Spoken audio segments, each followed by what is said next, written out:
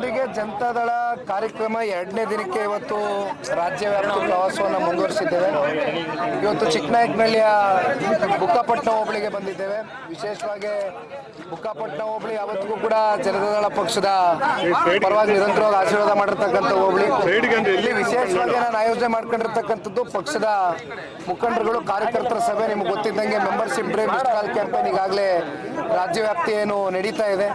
ಈಗಾಗಲೇ ಹತ್ತತ್ರ 1.5 ಲಕ್ಷ ಇಲ್ಲಿವರೆಗೂ ಮಿಸ್ಡ್ ಕಾಲ್ಸ್ ಬಂದಿರತಕ್ಕಂಥ ಒಂದು ಡೇಟನ್ನು ಪಡೆದುಕೊಂಡಿದ್ದೇನೆ.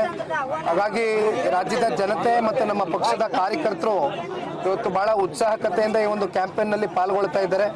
ಇಲ್ಲಿಂದ ನಿರಂತರವಾಗಿ 52 ದಿನ ಈ ಕ್ಯಾಂಪೇನು ಸಾಗುತ್ತೆ. ಸರ್, ಈ ಗ್ಯಾರಂಟಿ ಯೋಜನೆಯಿಂದ ಸರ್ಕಾರ ಸಾಲಕ್ಕೆ ಸಿಕ್ಕಾಕೊಂಡಿರುವಂಥದ್ದು ಅವ್ರು ನಿಲ್ಲಿಸಬೇಕಾ ಹೇಗೆ ಅಂತ? ಈಗ ಸ್ವಾಮೀಜಿಗಳು ಕೆಲವರು ನಿಲ್ಲಿಸಬೇಕು ಅನ್ನೋ ಅಭಿಪ್ರಾಯಗಳಿದೆ, ಹೇಗೆ ಅಂತ?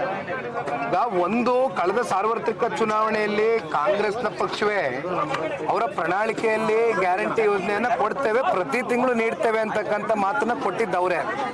ಬಟ್ ಅಂತಿಮವಾಗಿ ಇವತ್ತು ಗ್ಯಾರಂಟಿ ಯೋಜನೆಗಳು ಯಾವ ಸಂದರ್ಭದಲ್ಲಿ ಬರ್ತಾ ಇದೆ? ಯಾವ್ದಾದ್ರೂ ಚುನಾವಣೆಗಳು ಬರುತ್ತೆ, ಯಾವುದೋ ಮಧ್ಯದಲ್ಲಿ ಉಪಚುನಾವಣೆ ಬರೋದು ಅಥವಾ MP ಚುನಾವಣೆ ಬರೋದು, ಅಂತ ಸಂದರ್ಭದಲ್ಲಿ ಕೆಲವೊಂದಷ್ಟು ಯೋಜನೆಗಳು ಕೊಡ್ತಾ ಇದ್ದಾರೆ, ಕೆಲವೊಂದಷ್ಟು ಕೊಡ್ತಾ ಇಲ್ಲ. ಇದು ಸಮರ್ಪಕವಾಗಿ ರಾಜ್ಯದ ಜನತೆಗೆ ಈ 5 ಗ್ಯಾರಂಟಿಗಳು ಹೋಗ್ತಾ ಇಲ್ಲ ಅಂತಕ್ಕಂಥದ್ದು ರಾಜ್ಯದ ಜನತೆಯ ಅಭಿಪ್ರಾಯ ಆಗಿದೆ. ಹಾಗಾಗಿ ಇಲ್ಲಿ ಗ್ಯಾರಂಟಿಗಳು ಕೊಡ್ತಕ್ಕಂಥದ್ದು ತಪ್ಪು ಅಂತ ನಾನು ಹೇಳ್ತಾ ಇಲ್ಲ. ಆದರೆ ಗ್ಯಾರಂಟಿಗಳು ಕೊಡ್ತಾ ನೀವು ಅಭಿವೃದ್ಧಿಯ ಕಡೆಗೆ ಎಷ್ಟು ಗಮನ ಕೊಟ್ಟಿದ್ದೀರಿ? ಗ್ಯಾರಂಟಿಗಳ ಹೆಸರಲ್ಲಿ ಒಂದು ಕಡೆ ರಾಜ್ಯ ಅಭಿವೃದ್ಧಿನೂ ಕಾಣ್ತಾ ಇಲ್ಲ. ಇವತ್ತು ಎಷ್ಟು ಜನ ಶಾಸಕರಿಗೆ ಎಷ್ಟು ಅನುದಾನ ಕೊಟ್ಟಿದ್ದಾರೆ ಸರ್ಕಾರ ಕಳೆದ 2.25 ವರ್ಷದಲ್ಲಿ?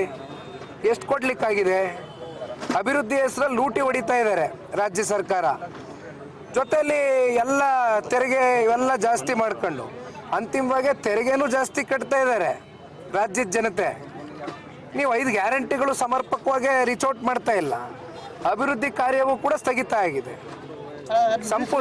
ಸಂಪೂರ್ಣವಾಗಿ ರಾಜ್ಯ ಸರ್ಕಾರ ವಿಫಲ ಆಗಿದೆ. ಯಾವ ಕಾರ್ಯಕ್ರಮಗಳು ಯೋಜನೆಗಳು ಯಾವ ತುಳಿತಕ್ಕೆ ವರ್ಗಕ್ಕೆ ಒಳಗಾಗಿರ್ತಕ್ಕಂಥ ವ್ಯಕ್ತಿಗಳಿಗೆ ಹೋಗಬೇಕಾಗಿದೆ, ಯಾರಿಗೂ ಕೂಡ ಹೋಗ್ತಾ ಇಲ್ಲ. ಸರ್, ಈಗ JDS ದೇವೇಗೌಡರು ಮತ್ತು ಕುಮಾರಸ್ವಾಮಿ ಅವರ ನಂತರ ಒಂದು JDSಗೆ ಒಂದು ಉತ್ತಮ ಸಾರಥಿ ಬರ್ತಾ ಇದೆ. ಹಾಗಾಗಿ ನಿಖಿಲ್ ಅವರು ಆ ಪ್ರಯತ್ನ ಮಾಡ್ತಾ ಇದ್ದಾರೆ ಅನ್ನುವಂಥದ್ದು. JDS ಪಕ್ಷದಲ್ಲಿ ಯಾವಾಗಲೂ ನಾಯಕರನ್ನ ಬೆಳೆಸ್ತಕ್ಕಂಥ ಕಾರ್ಯಕರ್ತರುಗಳಿದ್ದಾರೆ. ಎಷ್ಟೋ ಜನ ಇವತ್ತು ನಾಯಕರುಗಳು ಈ ಪಕ್ಷದಿಂದ ಬೆಳೆದು ಬೇರೆ ಬೇರೆ ಪಕ್ಷಕ್ಕೆ ಹೋಗಿರ್ತಕ್ಕಂಥ ಇತಿಹಾಸ ನೀವು ನೋಡಿದ್ದೀರಿ. ಇವತ್ತು ನಾಯಕರ ಒಂದು ಫ್ಯಾಕ್ಟ್ರಿನೇ ಸೃಷ್ಟಿ ಮಾಡ್ತಕ್ಕ